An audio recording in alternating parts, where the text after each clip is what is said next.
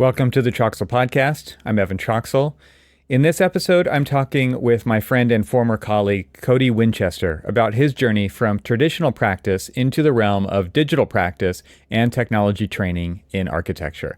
My pre-podcast preamble, trademark, for this episode is a bit longer than usual, and for good reason, because today's conversation is near and dear to me as I revisit my past role as Director of Digital Practice at HMC Architects. Cody is HMC's lead technology trainer, where he has embodied my original vision of integrating technology training and education directly into architectural practice for the benefit of staff development.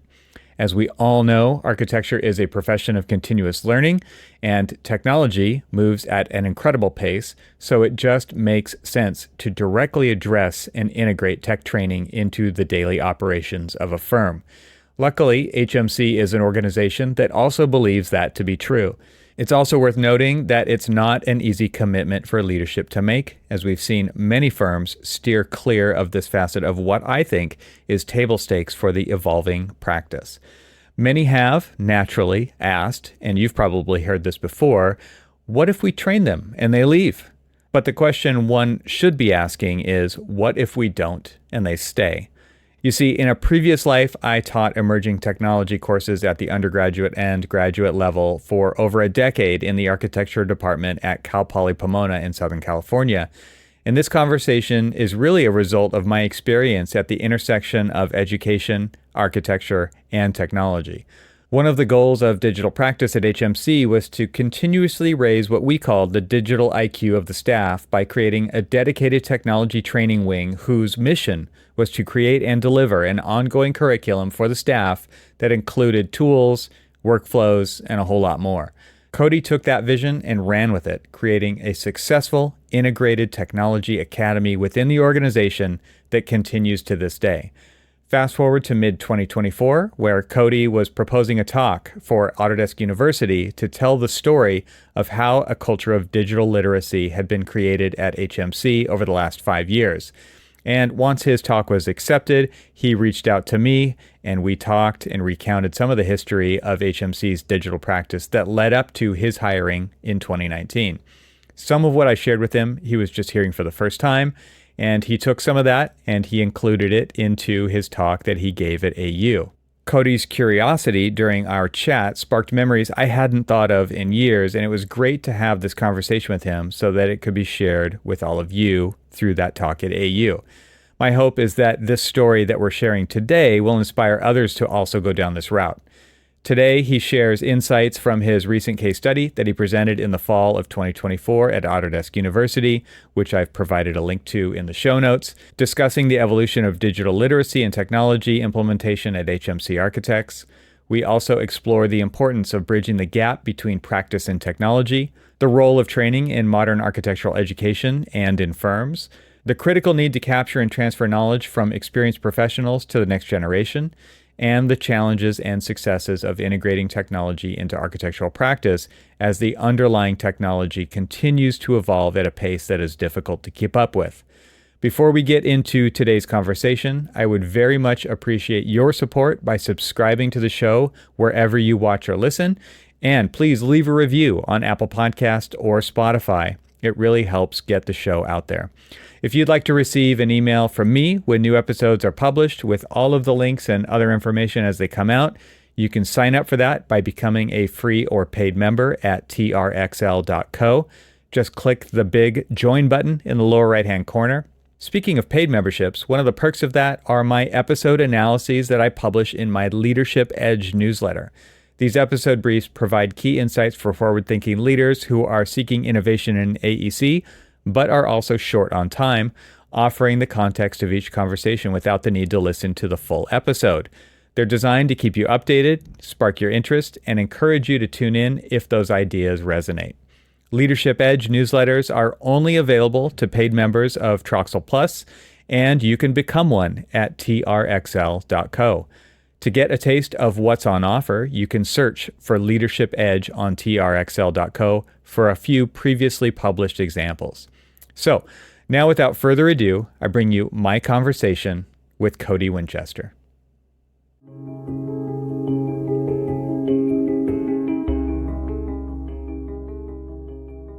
I'm really happy to be having a conversation with Cody Winchester today. So, Cody, welcome to the podcast.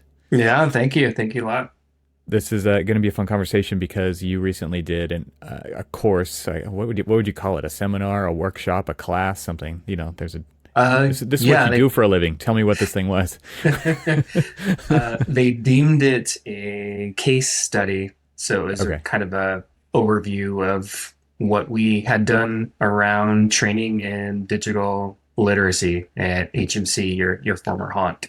that's right. So, Cody and I have known each other for a while, and Cody was hired within our digital practice team to lead our technology training. And I think people still kind of raise their eyebrows at the whole idea of a company investing in that kind of a thing. So I think we're going to get there, but maybe before we do, tell us about you and what you've been up to in your career and your trajectory to become what you have become. Yeah, I mean, that was incidentally a big part of the talk because I felt to that point, like, how does one end up in a role like this? There's no real, you know, roadmap for that when you go to Absolutely. architecture school. Right. So I was pretty much set on a very kind of traditional path. And I think one of the key points that I wanted to illustrate in that talk and kind of speak, answering your question, kind of where things came from is, I went through 4 years of college, never using anything in terms of like technology. It was all drafting tables and Maylines and triangles and templates, trace paper, Mylar. We were trained to do that I'm getting the for four feels. years. I'm getting the feels right now. Like Yeah, there is a nostalgia to those tools, right? Like still, there there is. definitely is. If you had the opportunity to use them, it's like we're never going back. Like that's not going to happen, right? But I No. still have them. Like I'm pointing. They're right over there in our room, in the office that I'm sitting in right now. Yeah, I have a whole, file cabinet full of stuff and stuff in the attic. I'm like, one day I will never use those things. But yeah, it's still just this important part of like that journey. It still kind of forms the basis for how I think in a lot of ways.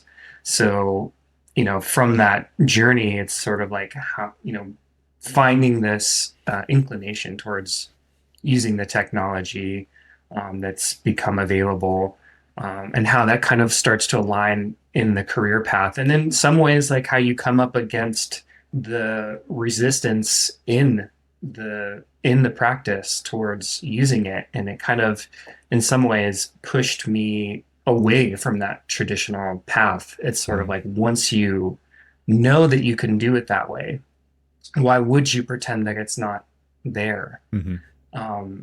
And so that led me to, that this role that I have now as a lead technology trainer, which you brought me on at HMC, more than 5 years ago now.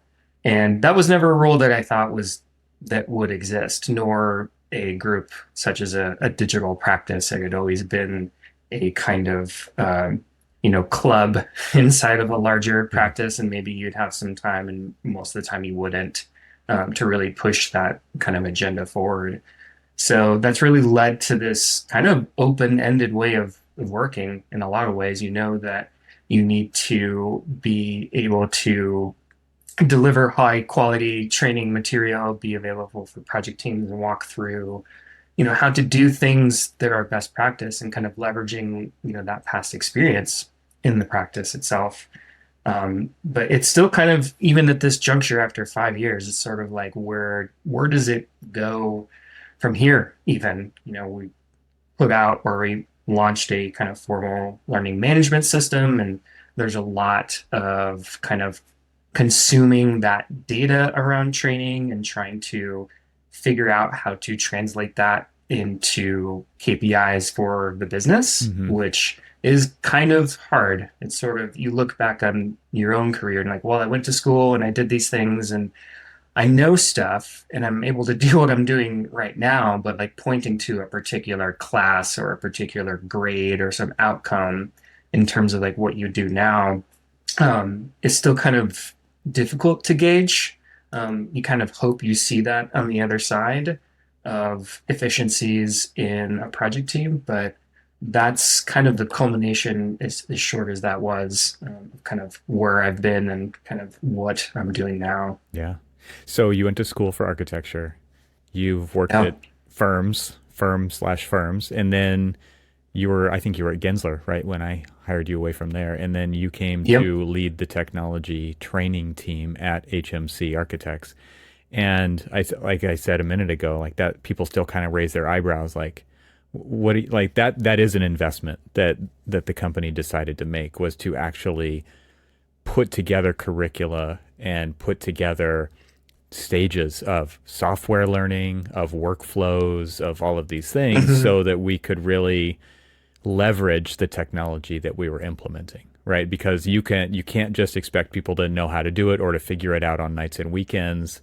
And obviously there's a lot of resources out there, but they're all real kind of piecemeal, right? It's like, oh, I could find something about this one on YouTube. I could find this thing out on LinkedIn Learning. I could, whatever those resources are, but no like real set curricula for any of that stuff. And I had taught for I was 10 years in a row, and then a few more times after that at the university. And it was all technology training, right? So like it was like, well, that's the answer. To me, it was obvious that that was the answer. Like we have to do this. And you worked in a really large firm, right?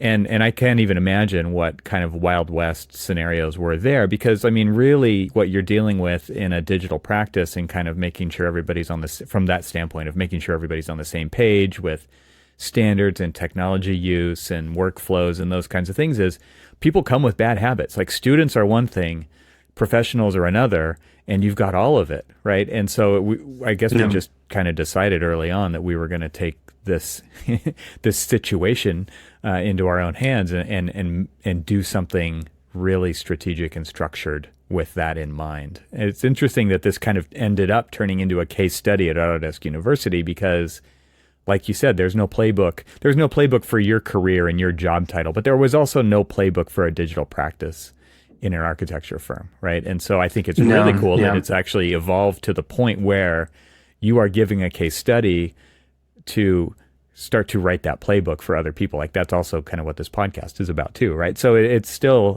working. It's really cool to kind of see how that's played out over the last 5 years.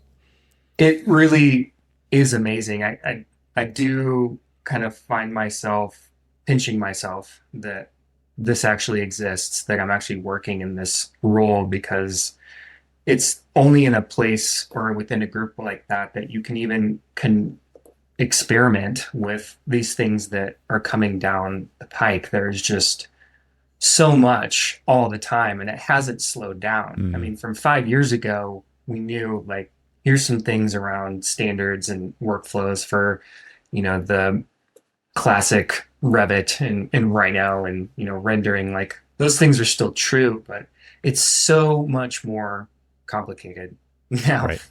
And it's and that complexity is kind of there's no forecasting it, and especially when we get into conversations around AI. Like we all know it's going to change everything. We just don't know exactly how Another it's going to technology do that, it. that many people are just choosing to Yeah. avoid, right? Like you mentioned a minute ago, right? It's like, oh, these Yeah. tools exist. Why wouldn't we figure that out or play with it or leverage it or, find the business use case for it or define the business use cases and then decide what the right tools are to use for those even may or may not be something like AI. But to your point, like, yeah, Yeah. like this stuff is just evolving so quickly, and you can choose to get in front of that with doing the kinds of things that you're doing, or you can choose to just kind of, wait and see, which I think a lot of firms are in that ballpark too.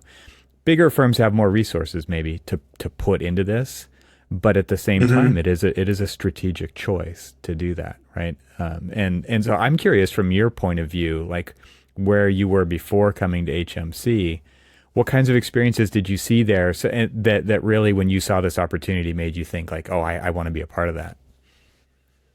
Yeah, I think it was the fact that creating a dedicated group seemed kind of self-evident, even, you know, 8 years ago, 10 years ago, because once working in primarily as like a BIM manager role or like a design technologist role, it's like this guy knows how to do Revit really well, or knows how to write a few scripts to solve these problems, or can handle this entire project from a digital standpoint.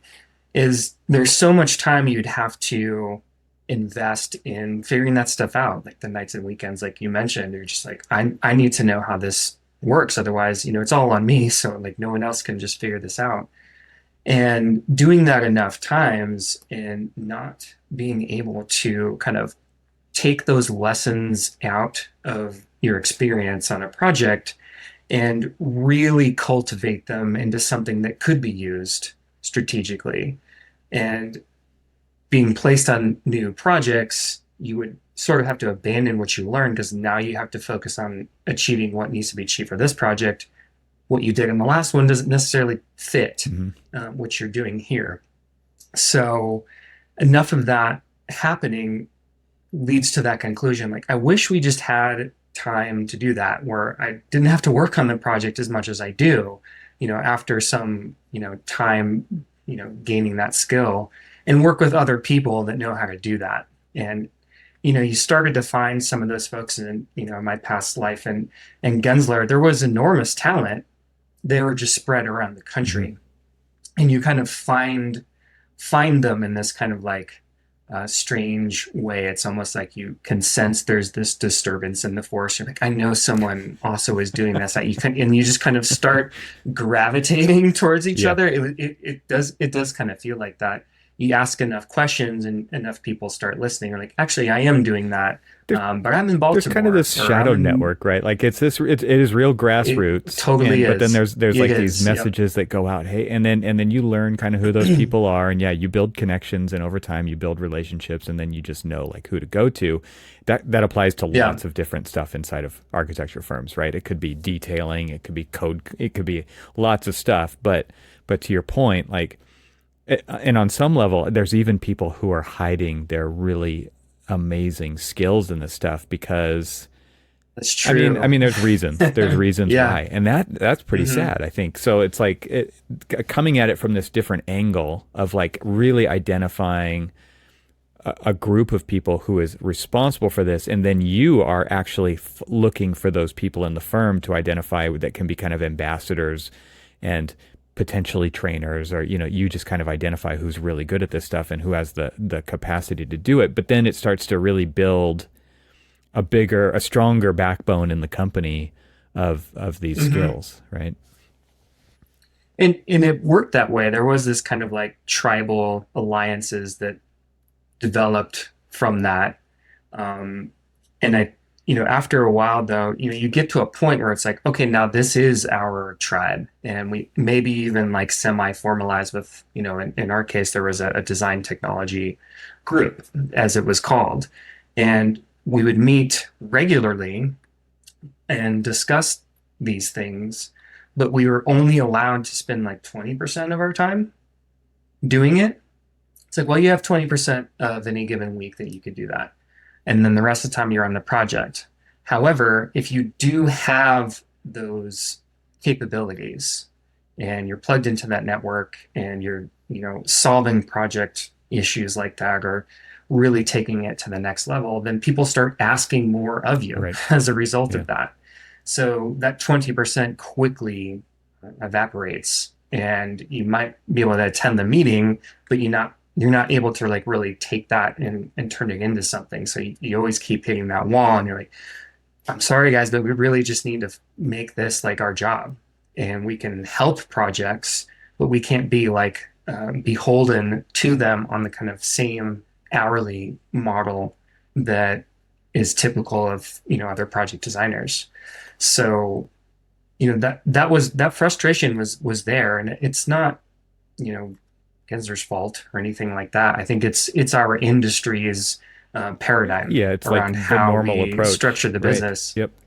Yeah, it's like, well, that, and you leverage that for this project, but it's just kind of like working on an organ grinder, and you kind of pay the money and you kind of do your stuff, and there's this performance of design technology tricks, and then the project's over, and then you have to do it again, and it's never really like taken up into like, should we be changing the business around this, or should the business kind of reformulate itself around this capability? And I think that's what was so energizing and exciting about when I came on board with digital practice at HMC. Is like, I'd never heard of that before. I knew that we had, design technology, and I've seen plenty of firms that do that, but no one that had a group that says, here's our team that just does that.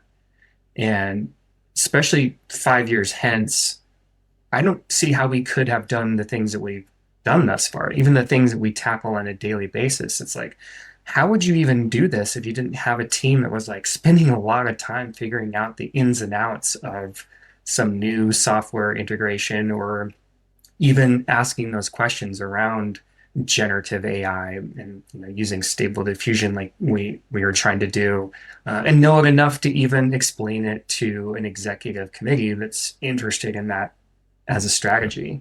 So otherwise, I think you're just constantly reacting to what's coming. And I think architects are actually really well equipped to do that. I think that's one of the strengths that we have as practitioners, and that, the pedagogy of, our training in school. But then we never like turn that into a real set of like knowledge and philosophy. It's always this kind of reactive Yeah. equation.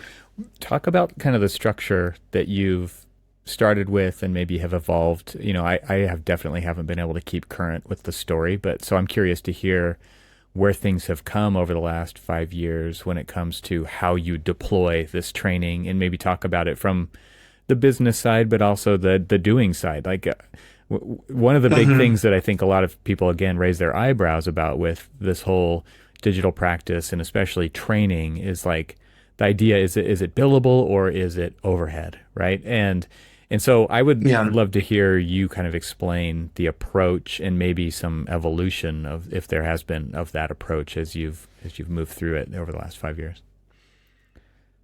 Yeah, I think operating primarily as overhead is key. And that allows for that self motivation, and having that oversight that comes in and is asking those questions, but also not like, well, where are these hours for every little thing? Because I think what is not unlike a maybe software developer track, I can't speak to that precisely, but just having, you know, acquaintances and contacts that have worked in that industry, it's like you kind of have to like deal with the problems as they kind of Hmm. emerge. Like you never know, like, hey, we're going to be asked to do this thing. How long is it going to take? It's sort of like, I don't know. No one's ever done that. We're going to have to kind of really get into the weeds with this stuff. And it's not like we're delivering drawings to be reviewed by some agency that has jurisdiction under a budget and things like that. It's nebulous in that way. But it does make us wonder still, like in even in that kind of open-ended structure, like where are we spending our time? And I think as we've um, been able to deliver more on just releases of or adoption of certain workflows or software, we start to get asked to do more than just the design technology things, like the bread and butter of modeling a building and documenting a building. Now it's like we have a whole ERP system or a timekeeping system and our LMS system. Like you start to be seen as like cross-functional experts on all of those things. So you get aligned to those groups that are trying to, deploy something like that. And then it kind of does congeal around a project, but it's really still kind of an overhead operational piece. And I think that is the sweet spot for it. Um, and there have been times from like a training standpoint where you may try to create a whole curriculum, like I've done, like here are the things that we should do. Here's an e-learning component that gives you the basics that's published elsewhere. That's it's quite good, and kind of has a commonality that everyone can approach. And then there's a hands-on like live portion of it that we work with things that are relevant to our standards. And that, I think that worked really well during the pandemic. Kind of been crunching some of that data now, getting towards the end of the year, and seeing these like spikes, and when that kind of regularized curriculum of like it's this course in this order, like there's lots of people that did that. I think maybe the kind of economic upheaval, the kind of catastrophe of it, the should I be an architect anymore? Existential, Kind yeah, of questioning, and people, right. it Right. very much was, yeah. Um, then there was like this huge scrum of like, I need to just learn stuff. I don't know what's going to Hmm. happen from here. And then as the um, kind of economic environment, project building environment settled and actually started doing really well again, like lots of projects coming in, people didn't really have that bandwidth for Mm. regularized training, but they still needed to know these things. So what I've done really in the past year is like I can't keep pushing this rigorous curriculum. It just doesn't line up with the culture of projects right now. And it's more like I'm going to make sure this stuff is still available, that there's a lot of it, a lot more of it that's on demand, but then showing up for specific projects when they need it. I'm just like, okay, do you have time? How much time do you have? What do you want to cover? Let's just dive into it. And I can kind of cherry pick from some of the curriculum that's still valid, but then we might invent something new. Um, and that has been a lot more prevalent, I would say, in the past year and a half, save for some things where it's like, I don't think we have anybody that knows how to do this. And then it's like, okay, well, I can help with that. Let me jump in and, for example, like work on building like custom curtain wall components, which was like a old thing that I used to do in my former role. And then, yeah, I just do that. But that still was like an investment where on some pieces of it I could still build to a project, but other pieces were like, you know what? Actually, this is really valuable for the firm at large. Like this is something that I'm just going to take and develop further into what could be other curriculum for the Mm. rest of the firm. And that kind of helps give an on-ramp to the building so they're not just, charging my time necessarily. So really it's been kind of, well, not to kind of be hypocritical with what I was saying earlier, but it is kind of reactive in some ways right now. But I think the really pulling out the data from the training built upon that learning management system, I think is where we're going to be asking those tougher questions of that value, that return on investment, and like how that's going to um, really track our like key performance Yeah, around when I think training. of what you're saying, it's like the a title of one of my previous episodes with the Slantis crew was AEC is an ad hoc resource, Yes. right? And Yeah, I love that that's how episode, by the way. project work Yeah. is, right? Like like you said, like you just Yep. have to be reactive at some level because it's new problems, it's new context, it's you like you said, maybe you have to invent something, right? That's very ad hoc. It's just in the Hmm. moment. It's like whatever the situation requires. And as architects, you're up for the Hmm. challenge, right? Like that's you're used to working like that.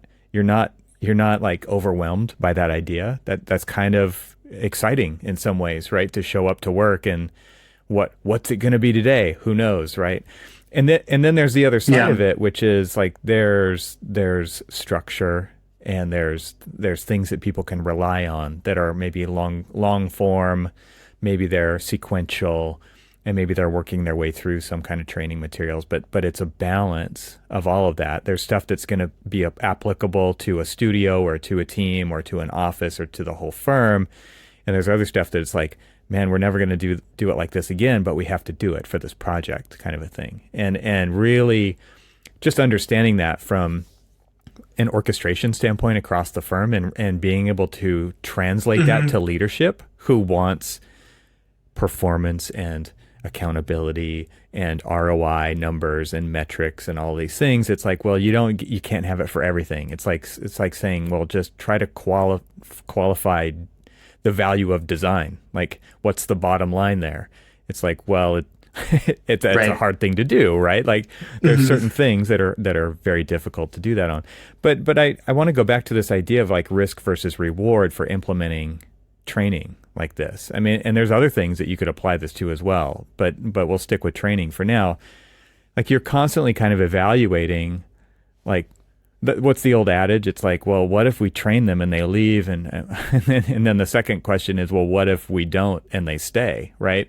And the whole idea of Yeah. of trying to establish standards and workflows so that people can agilely work on one project and then another, and then in this office and then in that office and on this team and on that team, without having to relearn how that team does it, right? And we all know that this happens in lots of offices out there.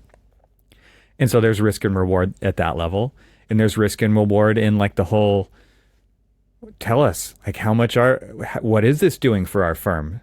How is this applicable to the business, right? And I'm sure you could pretty easily say, well, man, here's the benefits, right, of actually doing this. So I'm just curious from your standpoint, when you're kind of looking at the whole thing, and if you just go back to the beginning and say, if I had to make that argument then, now, knowing what you know now, because people who are listening to this haven't done this. I mean, some have, right? But a lot haven't.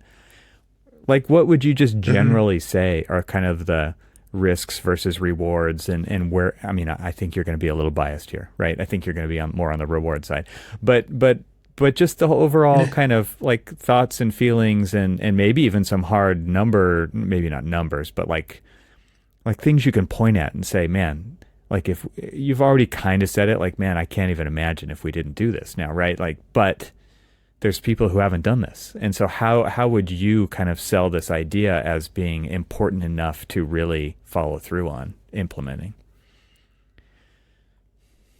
I think the biggest thing that I could point to, and I kind of pointed to it in my talk, is, you started the group, circa 2018.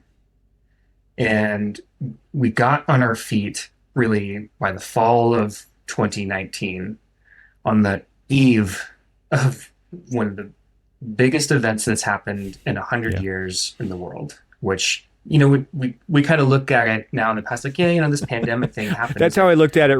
That's how I looked at it right as it was happening. I'm like, Yeah. we'll be back in the office in 2 weeks. Be fine.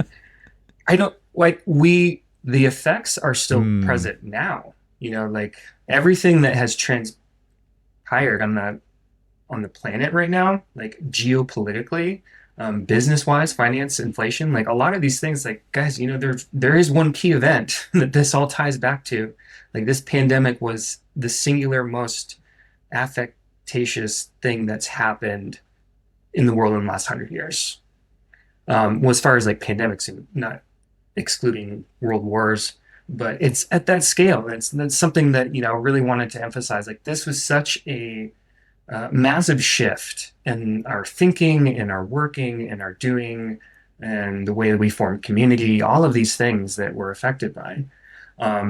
Distilling that down to just the simple, like, okay, now we don't have project work. I don't think if we didn't have a digital practice, at least up and running to the degree that we did, with the folks that were brought on board, and what we had to do to shift the entire business off of like local servers and like local desktops and move them all up into a cloud infrastructure and set up ways to collaborate remotely. I don't think we would have been able to do that as quickly as we did without having the team that we had in place at that time.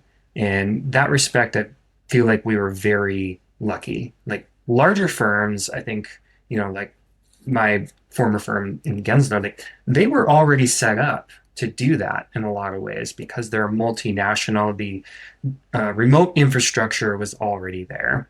And a lot of that kind of shift to the cloud happened in like the early part of my tenure there. And it was very practical in order to work in these different markets and collaborate with everyone that was in those markets. But for for HMC, really just localized California firms, like used to everyone just kind of logging into servers and working that way. I don't know how long it would have taken for that kind of change to been adopted if there wasn't already a team that had some background and capabilities around that. So I think that's a key point right there to having that type of group. Like in terms of risk and reward, it's like, can you respond to a changing technology landscape? Can you adapt to a changing business landscape, like what we saw in the pandemic? If you don't have folks that are kind of already there, like thinking and forecasting and experimenting and testing and working through those scenarios in some maybe tangential way. And even now, like the things that we're trying to do to digitally transform the company, it's like all of the steps along the way. It takes people like full time figuring out how to do that, not just from an IT standpoint. I think that's a key part. I think a lot of firms would think, well, we have our IT group. It's like They're not from the practice. they are Yeah. not architects. Right. Yeah. So they're really great at solving those problems, but they're also going to have to extrapolate a lot from what you're telling them. And in some cases, they're just not going to get it. As a It's just user, not the same language. We forget as a the user, you're idiosyncrasies. always Yeah. going to walk away from that conversation very dissatisfied, right? Because they don't understand where you're coming from. And I'm glad you brought that up, because I think that is a key distinction to make when it comes to technology teams and then training, right? Is like you come from the practice side, I came from the practice side, and that was very much like the intended audience of all of this stuff. It was not computer nerds. It wasn't, there was 5 generations in the office, right?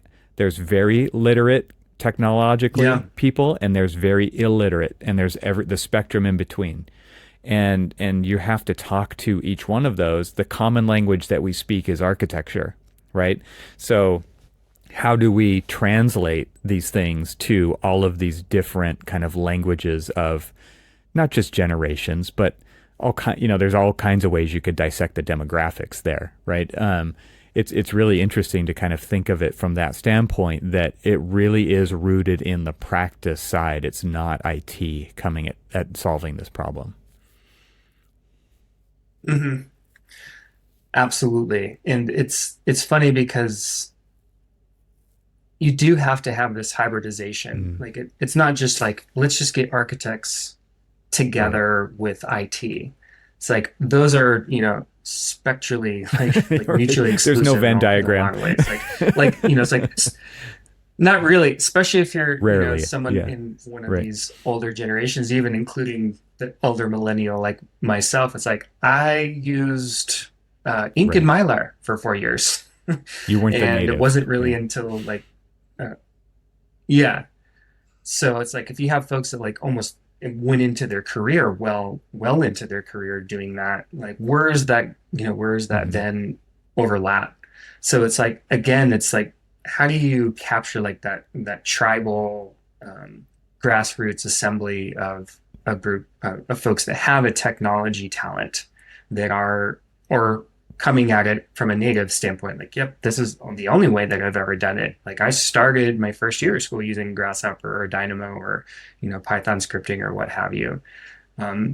You need those folks that have that tendency in the practice to be able to be an effective interlocutor with IT, like very brass tacks of the technology infrastructure. And that hybridization, I think, is kind of the secret sauce. And I've really come to appreciate how we did that in the last couple years, where it's like this group needs to be part of this group under one technology umbrella. I don't think it has quite the right name for it right now. We're just calling it technology. We still have digital practice and we still have IT. They still have these like separate identities, but this kind of like love child we have that like makes all the other things, come together, where it's like, yep, these applications are relevant to the practice.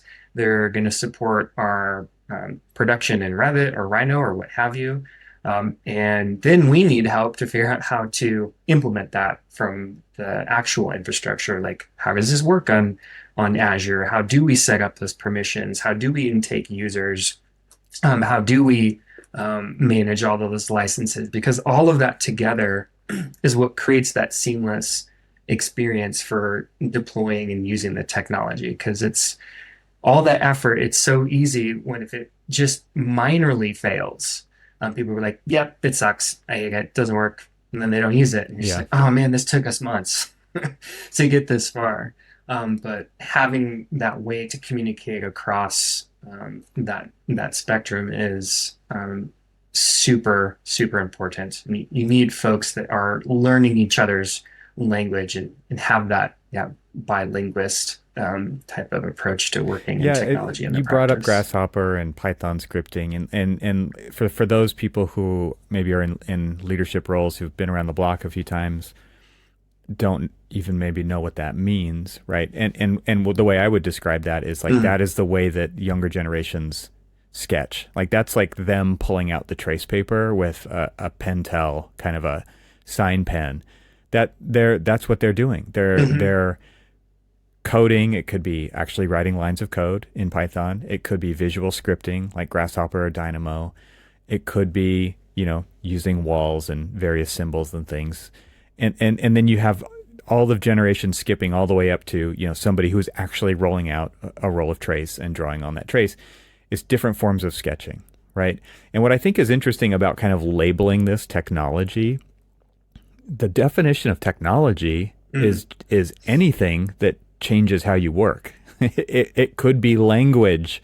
It could be Yeah. a physical pencil. It could be a pen. It could be trace paper. It could be an app. It could be hardware, right? So technology is everywhere and everybody uses it. But there are people in firms who are allergic to that term because they don't think like that. And I'm using my famous podcasting air quotes, right? They think of Yeah. architecture as a one-on-one conversation with somebody. They think of it as a relationship. They think of it in Hmm. Hmm. a very analog process potentially, right? Not a digital process. But technology really is anything that improves a process. And so everybody in a firm is a technologist. And I think what is interesting by you guys combining digital practice and IT into this technology group is basically saying, like, this is how we do business. And that was something that was, I went through the years of sustainability as a checkbox, right? Sustainability is not a checkbox. Sustainability is not optional. It's how we do things. Digital practice or Yep. design tool, whatever these technology tools are, it's a checkbox. Do you want us to employ those? No, it's the way we work. You don't even have to care what tools we use. Like Hmm. it's what we use to do our work, right? You would never ask a mechanic, like, are you using Craftsman or Snap-on? You wouldn't care, right? You would just be like, fix the car, right? So, um, to me, it's kind of interesting that you have this approach, which just says like, no, this is how we operate, and all of this goes together. Here's the magic fingers coming together to really like bind this stuff into the practice of art. This is how you practice architecture now. Have we delivered a project non-digitally lately? No, we haven't, right? And we're not going to. Like this is how we do it, right? So it is kind of interesting. I'm Yep. curious from your point of view. You talked about somebody who's a digital native versus somebody who came to it later or maybe not even at all. What do you really see from an educational standpoint in architectural education today when it comes to digital training and the skills that students are coming to practice with? Because I think we've seen the gamut, right? We've seen it where that wasn't a thing, and now it's a thing.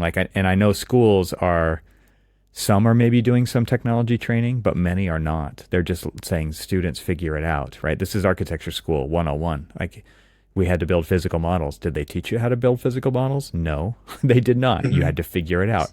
It's the same with digital tools in many educational situations nowadays. So I'm curious, like, what are you seeing when it comes to that, and then how are you addressing what you're seeing when it comes to, bringing some cohesion and semblance of standardization to the firm when it comes to like this wild west, like everybody comes with their own good or bad habits and anywhere in between.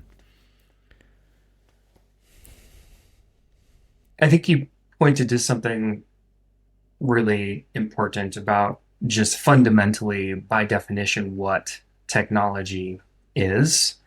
Um, there was definitely some really good coursework I did in grad school where, we would talk about some of that stuff and we'd come across different like theoretical writings on it, discussing like technology in the Renaissance, Right. the perspective as a piece of, technology and straight edge rulers and things like that. Like I think when you look at it that way, it's like, yes, we're all, students of technology. We live in the 21st century. We are inundated with these things. And I think the key thing is that we lack the self-awareness of that in some sense, that those things are actually influencing the way that we even think or do, influencing what we even think is possible. So that's why I think traditional architectural education can be really strong in terms of like going through that history and seeing like what people were able to accomplish in those eras. Because you should also, I think, include the technology piece of it. It's like, okay, so the Duomo was achieved by this. But that came with their understanding of what was possible and what they were leveraging the technology that they had. That there's always this kind of like technological addendum to that problem.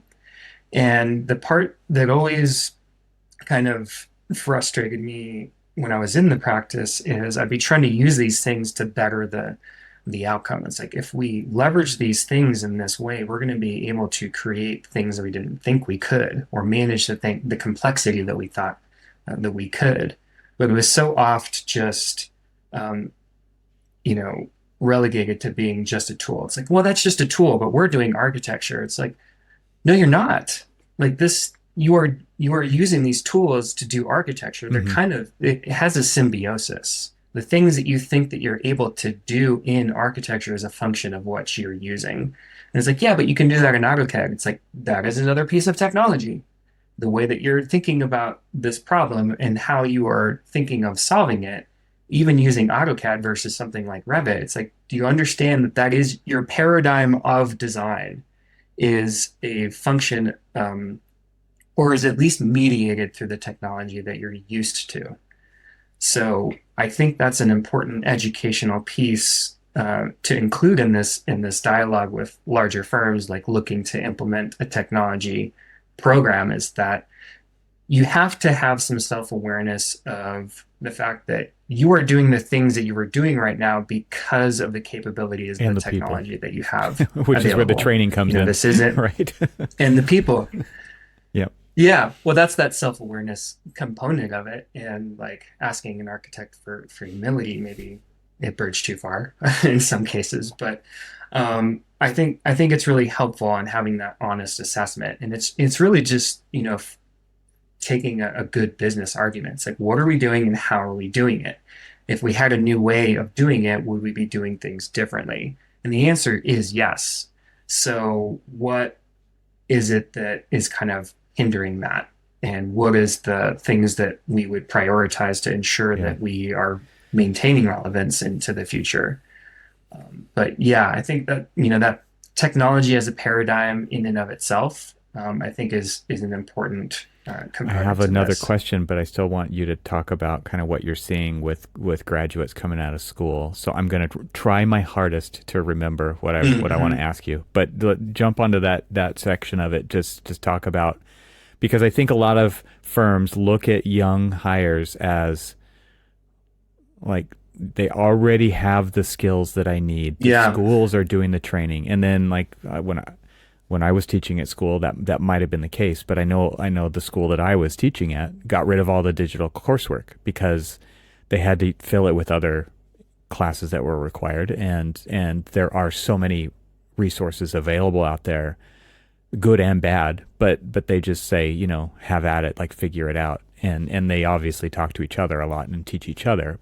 But I've seen that whole spectrum.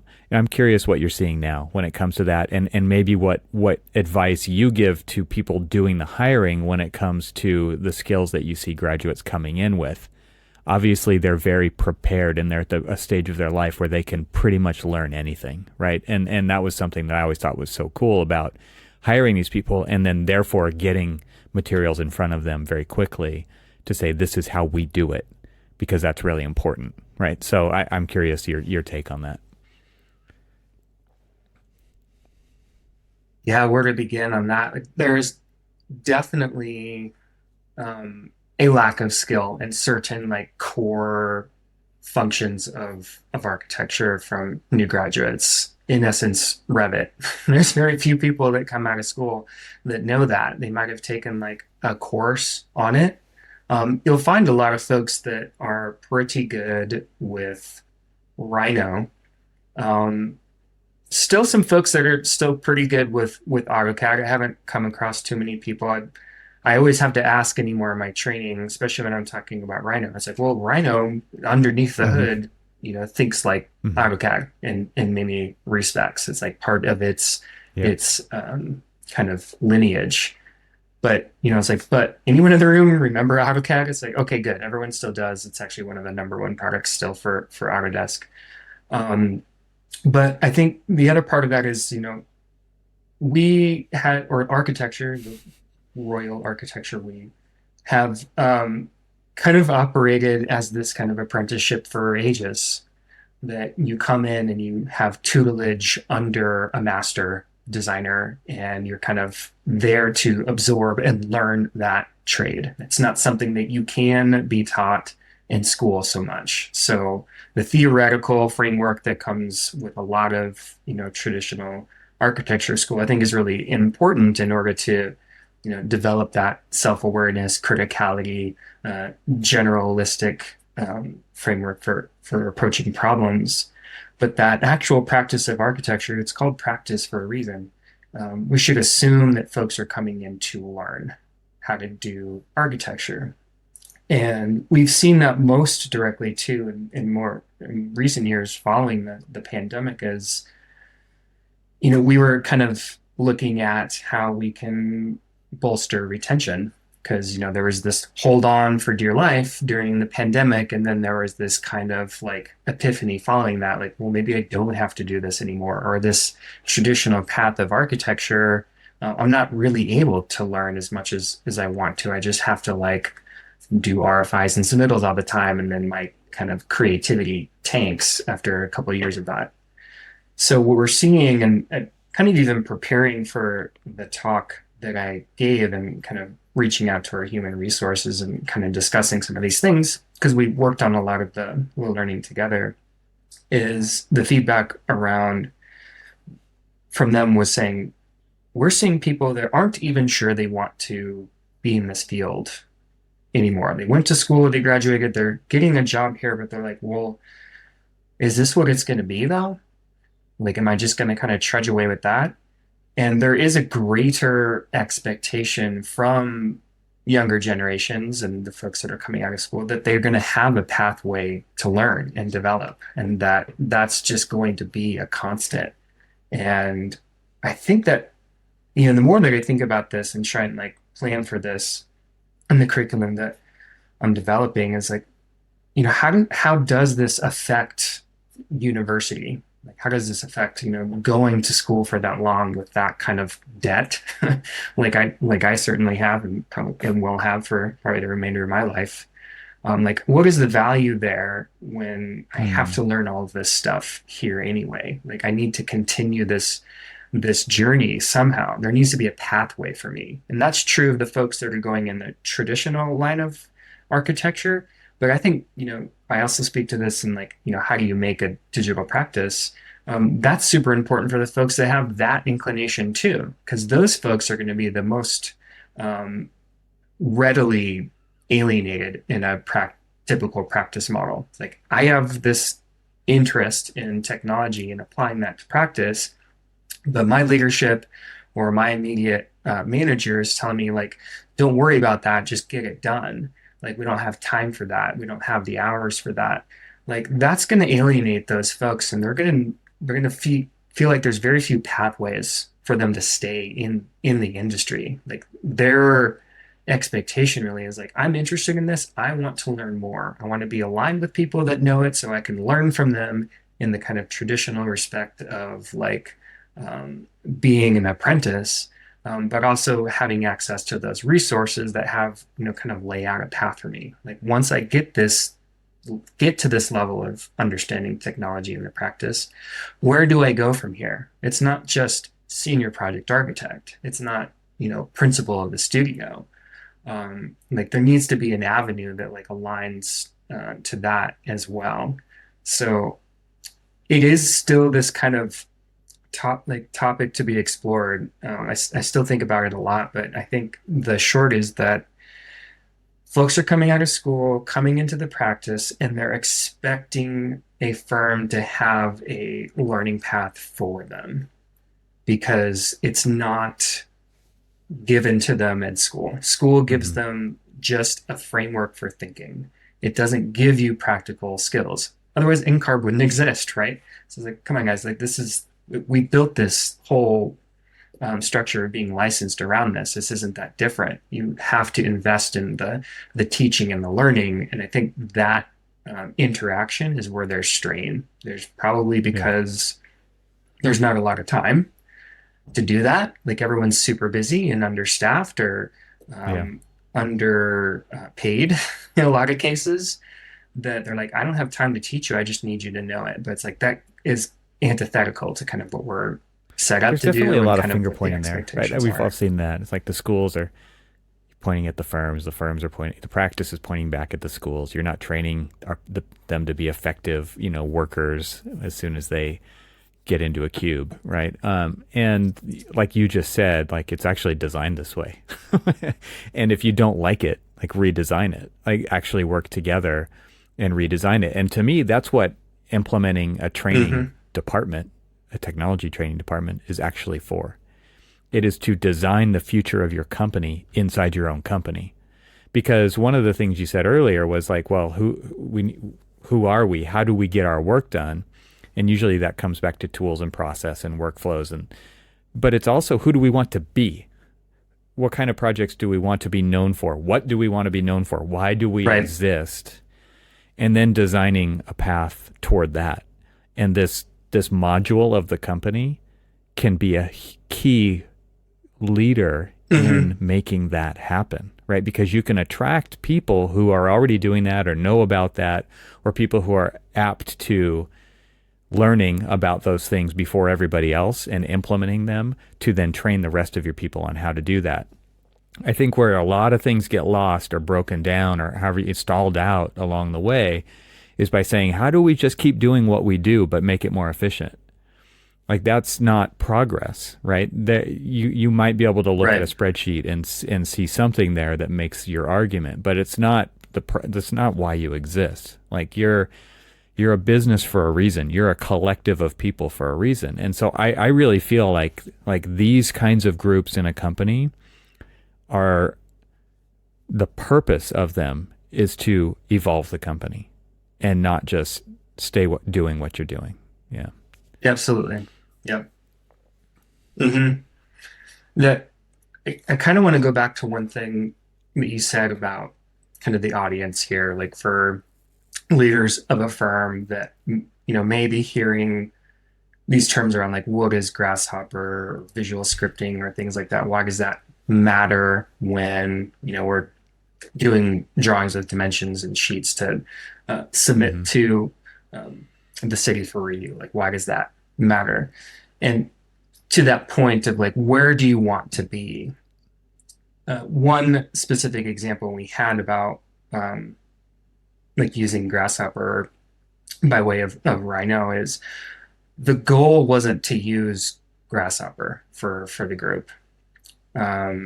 So we had this initiative where, just to back up, we had this initiative where we said, okay, we have a lot of people using SketchUp, as you remember, and we would really like them to not be working in SketchUp that much. We'd really like them to be working in Rhino.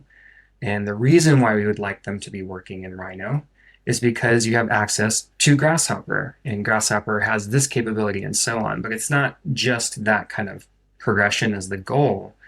The business strategy around that is we want to, as a firm, for our projects, be able to leverage data and analytics more for the production of our projects so that we can validate sustainability principles, that we can validate the efficiency of a curtain wall system or like how this stuff is going to go together, the tectonics of the building, and that we have a way to interoperate between our other software more readily. Like it's not just this import, export, manually convert. It's that the goal is to be able to leverage data more to achieve these goals around sustainability, efficiency, et cetera. And then this is the vehicle to do that. So that's that's something that I think is really important for setting that mission for a firm with this group. And the reason why this group can do that is that they're always thinking about how to translate those goals via the technology. Like, well, now that we can do this, what else could we do? It's not, to your point, it's not just like making things faster, because that's kind of like making an old process better, but that process, is going to deprecate before too long anyway. It's like any discussion around line weights that you have in a firm, like, well, Revit line weights, they aren't as good as AutoCAD. It's like, well, they don't, I hate to say it, but they don't matter that much anymore. And it's in one respect, I mean, it's like they do only from a very kind of rudimentary readability standpoint, but having like 12 line weights as an example, the reason, like an example there is that those line weights were meant to contain information and translate that in this other way to a reader or a viewer of that document who also had literacy in what line weights were, so that they could understand the mechanics of a building through this symbolic representation of a floor plan. That method worked in encoding that information with AutoCAD and even old pen styles. But now that we have robust three-dimensional models that contain tons of information and data, like that's actually not serving that purpose anymore, because you literally have access to that stuff now. And you have to start seeing that and then saying like, well, what else could we do with that? Like, where can we take this now from not only from optimizing our current processes, but like developing. I didn't know this was going to be a podcast about line weights, but now it is.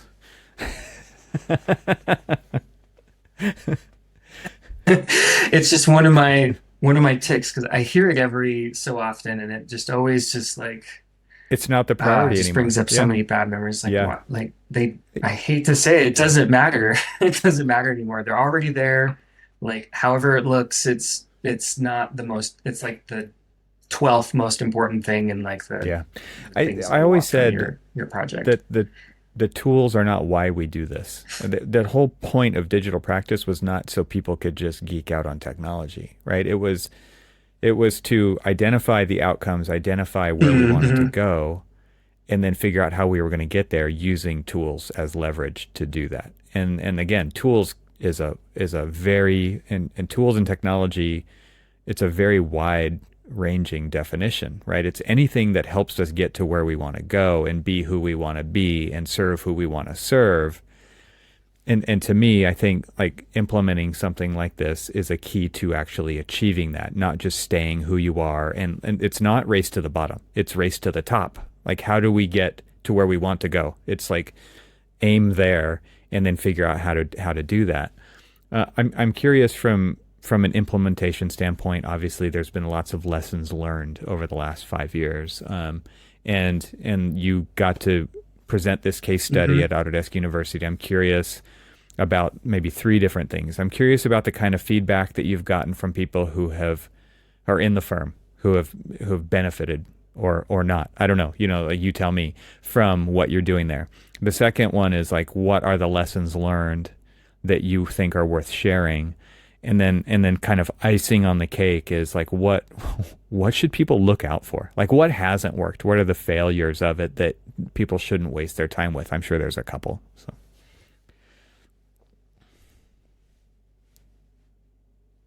I had to think about that a little bit, because I think it depends on the firm in terms of like how much feedback they're willing to give. Like some Mhm. are more forthcoming than others.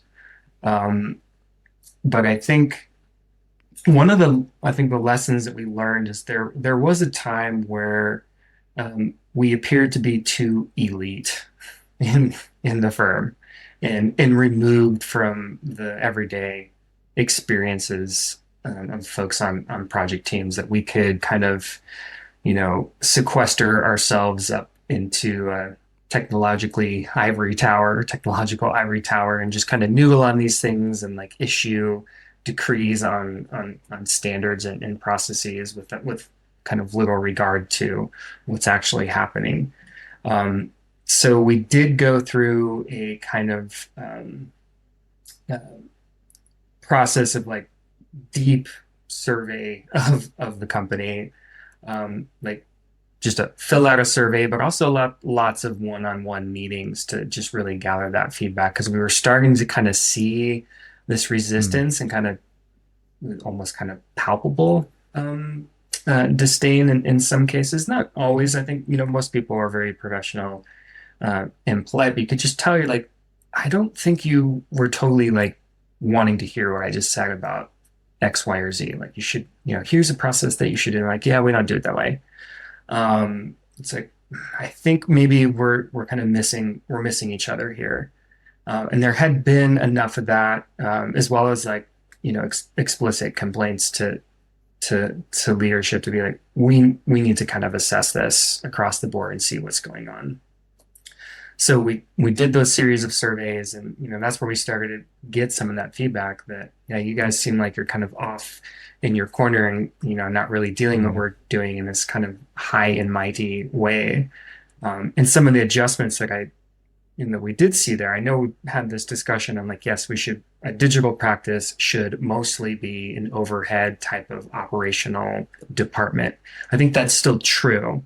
I think the inversion from like a past like design technology group or kind of informal group where it's like, well, you have 20% of your time where you get to work on like technology initiatives. I think in this case, you have to identify the folks on your team, not everyone, but a good portion of it, especially when we're talking about BIM management and like computational efforts. Like folks like that should be a lot more on projects too, not most of their time, because I think that starts to become counterproductive to the larger goal of a digital practice and the kind of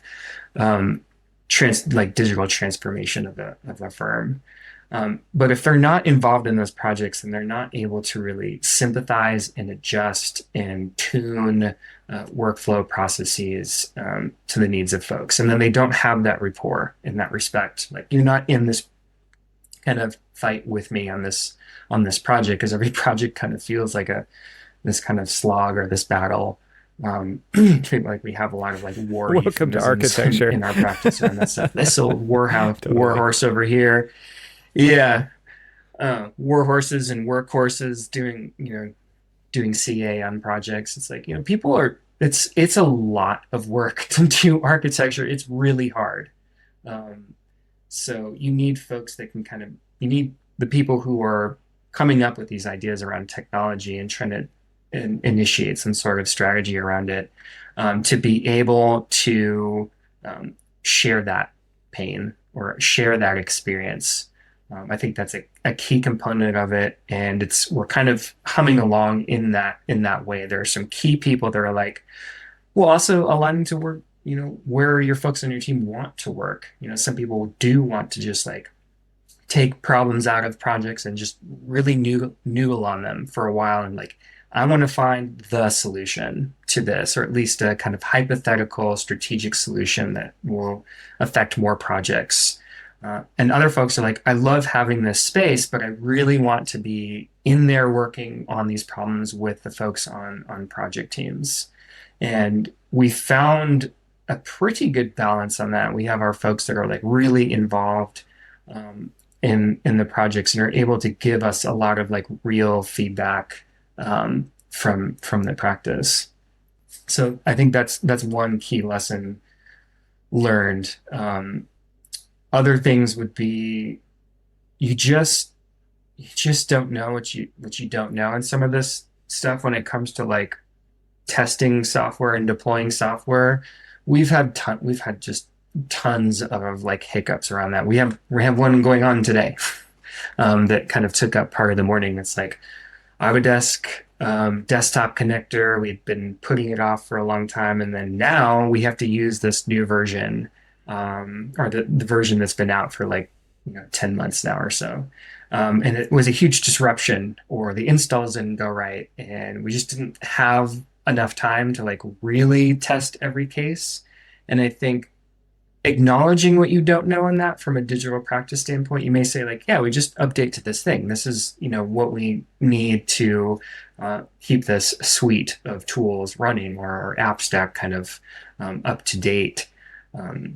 Is you really do need to leverage that expertise from your like IT group or like developers, really looking outside that group, anyone who has experience in like product management and release, and kind of UI and UX, and how to gather feedback from customers to deliver an app, so that you can get ahead of those hiccups, because every little mistake that comes up in a deployment does harm to the reputation of the group.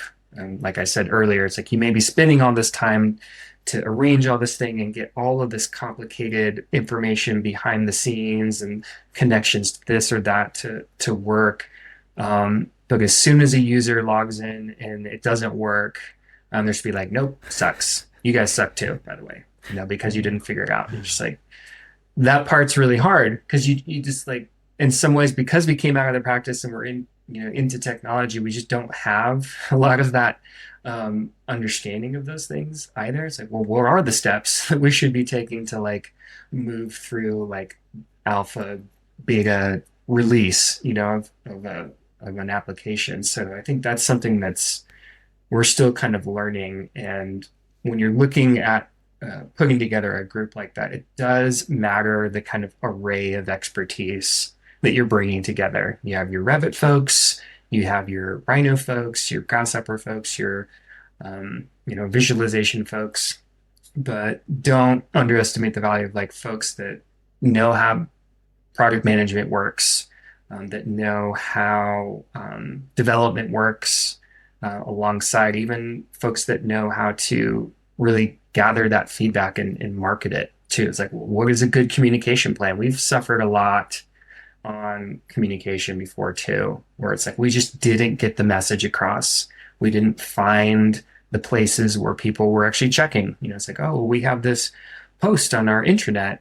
We also emailed it to you. Like, yeah, but did you show up in person to my meeting? It's like you have to recognize the culture of the folks that you're trying to support also, which comes with some of that expertise around like marketing and product management and throw their development. hands up in the air, Like right? And like, oh, this just sounds like a massive headache. It, yeah. yeah. Yep. It's like, I'm frustrated with me. Back to your earlier point, your first Frustrating lesson myself. learned about just kind of the elitism. I've definitely changed my thoughts around this. Early on, I definitely thought of, like, especially the design technology team as being kind of a skunk works or a SWAT team, or, a really kind of high proficiency, high performing, in and out, like we do black ops, right? But to support everybody. But to your point, my thinking has really changed around that, because I think the more you treat a group like that, like consultants that don't own the outcome in the project, you're going to get what you get, right? And I think that groups cannot operate at like a consultant level, especially inside the firm, because they do need to own it. They need to own the process and the outcome and be a part of it and understand the nuance of how it fits in the overall workflow of what's trying to be achieved with project delivery. Or else, I think you are going to get a lot of problems there. So I would, accountability, right, is, and like to really have key each other's to back. respect from your It can't be colleagues. more than just like this incision point, right? It really has to be fundamentally like a relationship over time. Hmm. So because everybody can count on all 10 fingers, right? Like how many times it's gone wrong when we've tried to do something like that.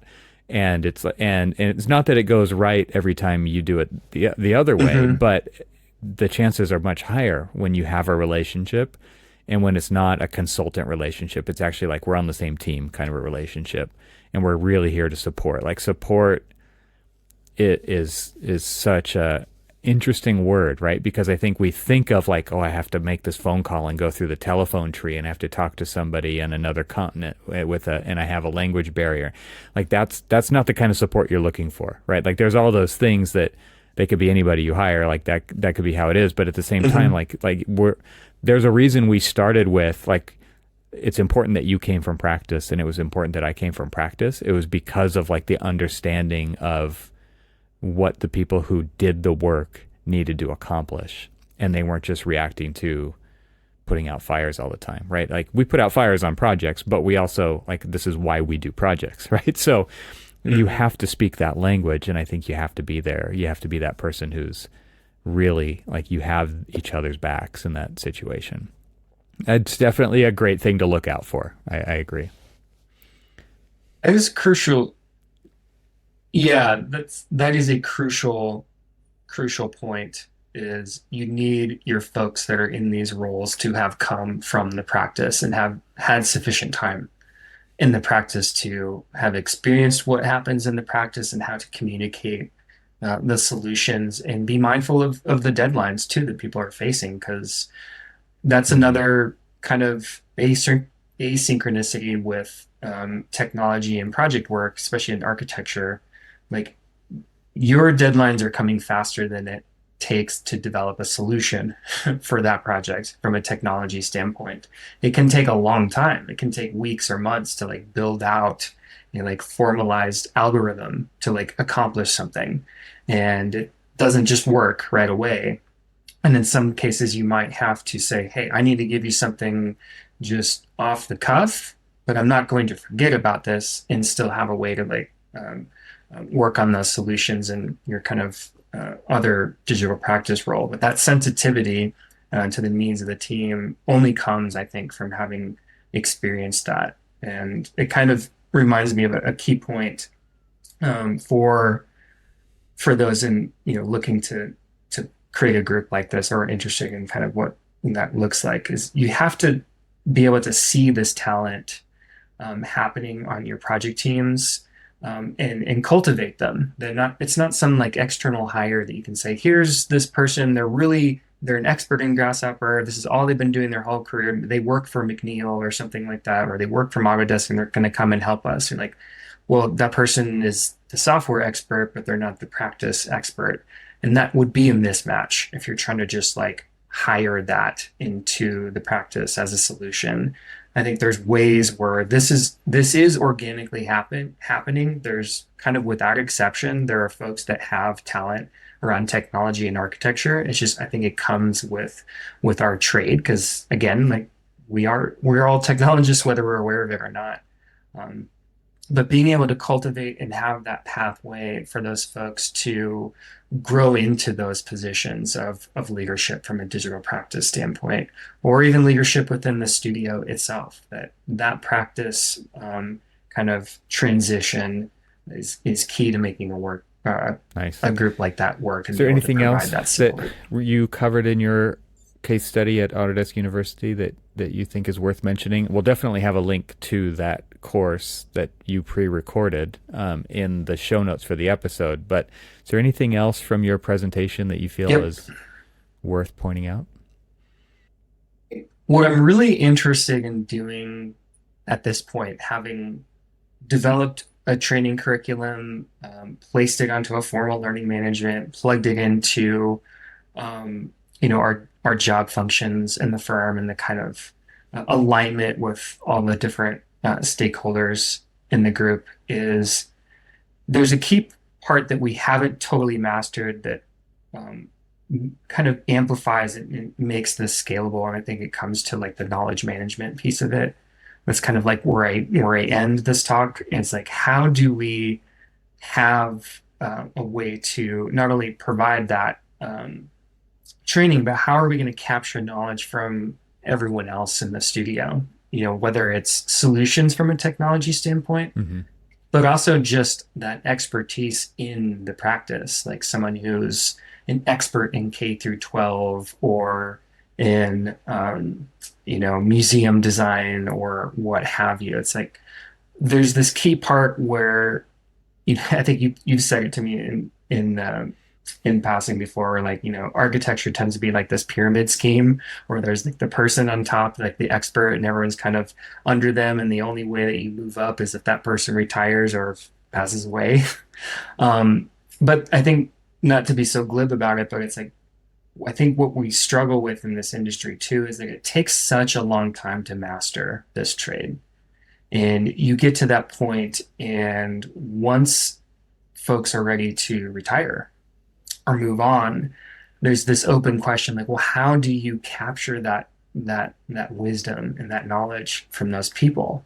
How do you translate that into a training program that can like bolster the next generation without kind of going to the next tier of like old fashioned, apprentice? Like you're no longer a Padawan, you are now a master. Like that kind of anointing ceremony that happens in architecture, I don't Right. think we have like a real formalized like business operational way to do that.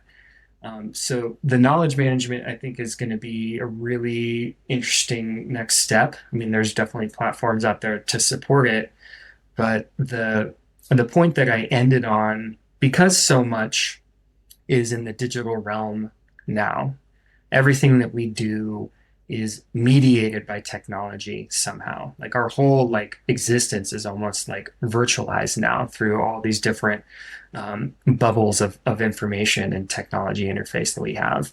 That there's so much that we're generating in terms of content and information and knowledge that went so far as to propose this notion that I put it out there and I want to explore what this is, and it borrows from a familiar phrase that knowledge equals data. And it's how we can capture all of these streams of information and data that make up our business knowledge, that make up our trade knowledge, our expertise, so forth. The things that AI is being trained on right now, whether we like it or not, is how do we make that more symbiotic and leverage it in a way that is in line with how we're moving forward in the future, that we're not just like sharing it colloquially. We're not sitting next to each other the way that we used to. We're not having that same kind of apprenticeship with like my boss teaches me everything. I'm there every day. We go on site, and certainly there are still those ways, but anymore, it's all done through some kind of technology that can listen, that can transcribe, that can start to create new knowledge out of that. So I think that's an important piece to then fold back into what we're going to be teaching ourselves in the future, that we're going to have to find these ways to capture our experiences through our profession and translate that in a way that can be consumed by this next generation, because it's not going to be done through kind of interpersonal relationships that happened in the past. So that's that Codifying last that piece that wisdom I'm curious about going is forward. a key piece of the recipe. And I kind of think of it as this progression, right? It's like data, information, knowledge, wisdom. And to get to wisdom is where you're really connecting the dots through experience. And those are the wise sages in our industry, right? And the reason everybody's bummed when they walk out the door is because they were put into a box typically of performing their magic day in and day out, but most of it was just translated verbally and not captured, right? And so that's where the bummage comes in, right? It's like, oh my God, what are we going to do without that person? Because they are walking out the door with so much wisdom, right? I mean, yes, they have knowledge. Yes, there's a lot of data points. Yes, yes, yes. But it's the wisdom that everybody's going to miss, right? And that is what large language models don't have, right? What large language models understand is that these words usually show up next to each other, or these pieces of words show up next to each other a lot in language, or these colors of pixels show up a lot together in this kind of Yeah. image, right? They don't understand space. They don't understand the architectural process, right? And so to me, like this is where you really want to leverage tools to capture wisdom so that you can employ new ways of knowledge transfer in your firm so that you can get to where you want to go more effectively and faster, right? Because if you can't do that and those people do walk out the door, like you're just doing what you're doing. Like you're Yeah. not going to get any better at it. You're probably going to get worse at it because you don't have that resource anymore. And so everybody has to be a teacher. Everybody has to, and you can't just speak it. You have to capture it somehow, right? So you capture it through writing, you capture it through audio, you capture it through video, and you use that maybe for this training or, whether you're thinking about training an AI model or you're training people in a classroom setting or any of the various ways in between, you have to get to that, or else you're just feeding the machine that isn't going to get any better over time, really, right? It might actually get worse, right? It's kind of like the fear of large language models is like there's so much junk content being created now, it's just going to water down the effectiveness of even that, right? So it's like garbage in, garbage out. So if you really, if you want to break that cycle, you really do have to figure out ways to capture these incredible human resources that you have in your firm on the wisdom side of things, right? I mean, that to me is such a key element. And I'm glad you brought that up at the end because like it really is about the people. And you think about this whole thing, like we're not doing this to use tools. We're doing this to do architecture. Architecture's for people. The people who make the architecture have this incredible wisdom that they've built through experience over, 4, 5, 6 decades, right? I mean, this is a nut that needs to be cracked. And I think what's so interesting is you'll watch startups like stop at nothing to figure out how to accomplish their goals. And I just feel like architecture firms are usually like, how do we just keep doing this for cheaper, right? And that to me is not, a lot of people aren't choosing architecture because of that. They're looking at the leaders and they're being like, well, why would I want to be like that one day? I don't want to be like that. I want to be like this dynamic, person who goes after challenges and really solves interesting problems. I'm not interested in trying to figure out how to charge less fees and do more work, right? So we're at this crossroads and every firm is kind of has their destiny in their hands and they have to figure out how they're going to do this. And so I'm so glad that you could come on the show and just kind of talk about the process that we went through to really like try to figure that out. I mean, this is just one component of that, but this is the kind of stuff that I think it gets exciting. It's a design problem, and I think that was talking about us coming from practice and looking at our own internal way of working and what we wanted to be and how we were going to move forward is a design problem. And as architects, like we're up for the challenge. That's what we like to do. We like to take on design challenges, and we just looked at ourselves as one of those. And I think more and more firms need to be doing that. Yeah, I think it's critical because I think there is a real live question of how long this industry stays the way that it is. I mean, we're looking at a 10-year time scale, and it's kind of an open question. It's like, is there something out there now that exists right now that could consume the entire industry in some way? The prospects around AI and even just Autodesk as its own competitor to every other architect for that matter, like the things that they're capable of doing. That's a question that I think every firm should ask themselves is like, just assume that the way you're doing things will not exist in generously 10 years. What are you going to do now that's going to move towards a new way of working that still maintains this expertise that we have? I think someone in our firm said it really well. It's like, I don't think architecture will be around in the future, but I do think architects will be.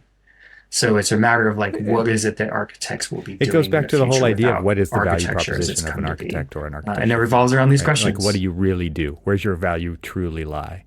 Is it in production of drawings, right? Or is it in, there's a lot of ways you could kind of stage that question as a framework, but I think it's worth pondering, right? Who do we want to be? Why do we deserve to exist? What is our value proposition in the world? Because, somebody said it really well to me. Something that I really latched onto is like, do you want to be a top 500 firm or do you want to be a top 5 firm? Like there's a huge difference in what it takes to be one of those. A huge difference. Like, because when you think about how you present yourself to the world, like you actually want to say like, we're here, cream of the crop. Like if those are the kinds of clients, if those are the kinds of projects you want to do, if that's where your true benefit and value to society is, like you have to be operating at a very high level. Otherwise, you're just the same as everybody else, right? And I think not many people are stepping back enough to say, look at what we've built here. Is this going to get us to where we want to go? If not, what do we want to be? Who do we want to be? Why do we want to be there? And how do we get there? And look at yourself as that design problem. Yeah, I think that's where we are at this moment. Sort of, are you going Right. to be acquired by somebody else that has these solutions, or are you going to shut your doors? But yeah, that it's time to embark on that journey through transformation and evolution. Like the practice Cody, needs thank you so to much. answer this We'll have a question link. differently. We'll have a link to your LinkedIn so people can connect with you. Thank you so much for sharing what Pleasure. you've That's learned fun. with the Autodesk University community and this podcast community. It's amazing. I love it. I love seeing this, and I appreciate you coming on to talk about it. Yeah, this is what it's all about, is this community. I think that's the key part there too. Like all this technology, it still comes down to the people that are doing it. And that's where we should always be cultivating ourselves and making ourselves better and supporting Yeah. each other too, because it's a weird thing to do inside of architecture. And we need to support each other. So cheers to that. Thanks so much. This is a lot of fun. Thanks to our sponsors, and thanks to our members this week. Find out how you can become a member at trxl.co, and I'll talk to you again next week.